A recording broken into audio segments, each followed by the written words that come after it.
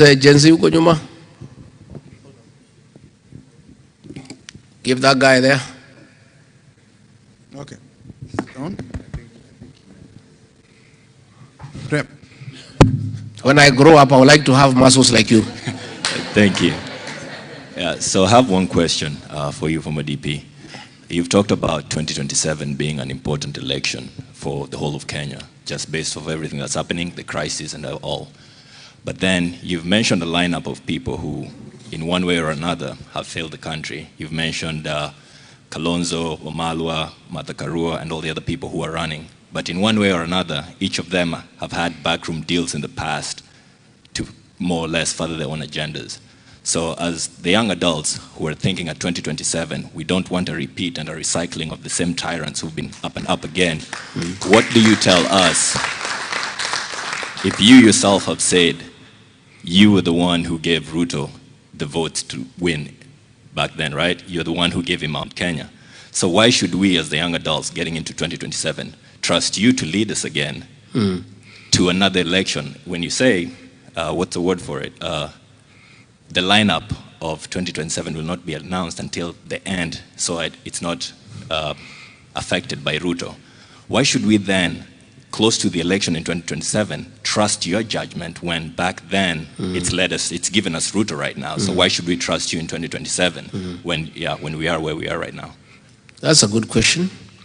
I have said about the people who have declared. The field is open. We are waiting for people to come up, including the young people. Unfortunately, the few who had come up initially were compromised by Kasongo. So you have seen them.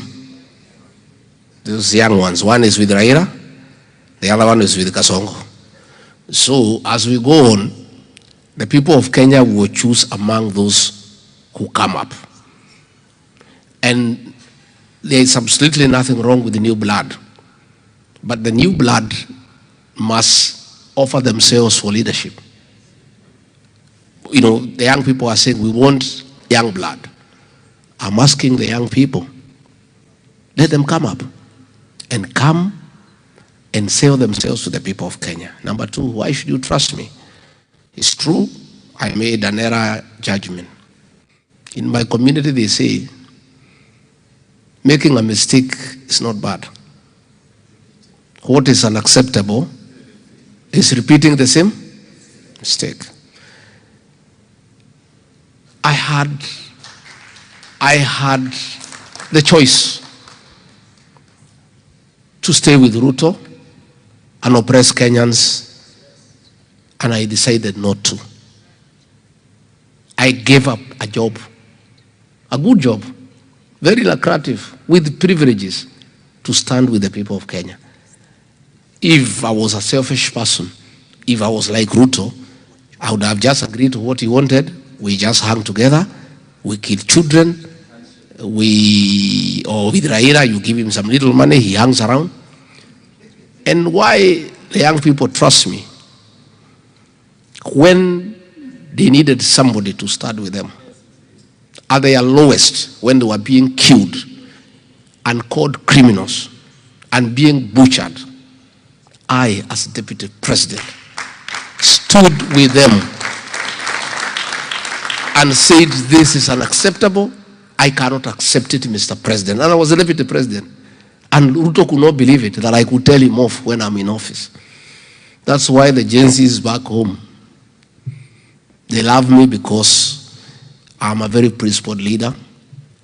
And I am tested that when it mattered most, I made a decision that to some people looked very foolish and very dangerous, but to many people looked very courageous. It cost me a job, but I still think it was the right decision. Given another opportunity, I will still make the same decision. And the people of Kenya will make a decision whether they can trust me or not, and they will judge me depending on how I have acted before, where I needed to make a decision between starting with the truth and starting with comfort. So, tutaendelea. And why we are saying we have to wait, is that we need one candidate to face this man. With his state resources and what he controls, if we name a candidate now, atamsumbua sana. Sana. So we have to be strategic because we are not just dealing with just any ordinary Kenyan. So it's just a question of strategy. As for now, our candidate is Ruto must go. Our plan is one term. Okay? It must remain that way for quite some bit of time. And he is very unhappy with it. He is very unhappy with it. Anataka tuseme ni rigiji. Ndio aseme hii mtu ni mukabila.